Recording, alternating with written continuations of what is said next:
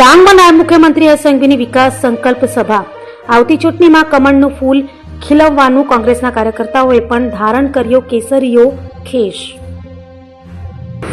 ડાંગ જિલ્લાના મુખ્ય મથક આહવા ખાતે ગુજરાતના નાયબ મુખ્યમંત્રી શ્રી હર્ષભાઈ સંઘવીએ વિકાસ સંકલ્પ સભાને સંબોધતા આવનારી જિલ્લા અને તાલુકા પંચાયત ચૂંટણીને ધ્યાનમાં રાખીને કાર્યકર્તાઓ અને જનતાને સંદેશ આપ્યો હતો. તેમણે સ્પષ્ટ કહ્યું કે આવનારી ચૂંટણીમાં તમામ સીટ પર કમળનું ફૂલ ખીલવવાનું લક્ષ્ય રાખવું જોઈએ.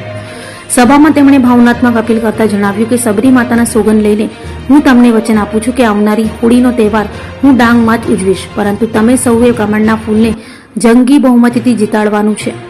તેમણે પોતાના સંબોધનમાં ભારતના વડાપ્રધાન શ્રી નરેન્દ્રભાઈ મોદી દ્વારા ડાંગ જિલ્લામાં કરવામાં આવેલા વિકાસ કાર્યો અને યોજનાઓનો વિશેષ ઉલ્લેખ કર્યો, જેમાં જંગલ જમીનના હક્ક, ખેડૂતોને સીધી આર્થિક સહાય, અંદાજે 150 કરોડ રૂપિયાના રસ્તા વિકાસ કામો, ઉકાઈ ડેમથી પાઇપલાઇન મારફતે પાણી પહોંચાડવાની યોજના તથા પાણીના સ્ત્રોત વધારવા ડેમ નિર્માણ જેવી અનેક યોજનાઓનો સમાવેશ થાય છે. સાથે સાથે મહિલા સશક્તિકરણ માટેના પ્રયત્નો પણ તેમને રજૂ કર્યા.